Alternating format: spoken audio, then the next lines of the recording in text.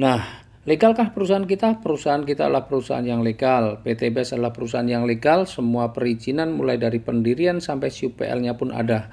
Bahkan Majelis Ulama Indonesia setelah mengkaji sistem usahanya, akhirnya Majelis Ulama Indonesia pun menyatakan bahwa sistem bisnis PT BES ini diperbolehkan. Sistem bisnisnya seperti apa?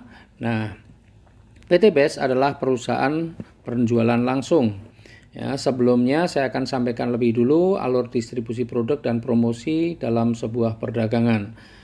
Sebuah perusahaan ketika memproduksi satu produk, maka sebelum sampai kepada konsumen pasti melalui alur-alur distribusi. Ya, mulai dari distributor wilayah, daerah, kota, grosir, warung, baru setelah sampai warung konsumen baru bisa membelinya. Konsumen tidak akan bisa membeli ketika masih di distributornya. Apalagi hanya untuk beli eceran, ya, harus melalui kalau sudah sampai di warung atau di toko.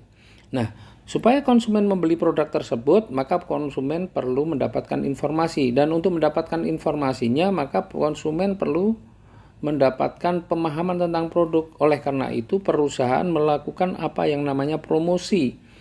Promosi supaya informasi tentang manfaat produk itu sampai kepada konsumen. Dan untuk melakukan promosi, perusahaan kadang-kadang menggunakan artis, kemudian menggunakan media cetak dan elektronik seperti TV, radio, internet, kemudian spanduk, baliho, reklame, koran, dan lain sebagainya.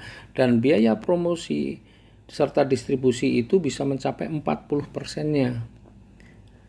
Nah, karena PT BES ini adalah perusahaan perdagangan langsung, maka yang melakukan promosi dan distribusi adalah member-membernya atau mitra-mitranya.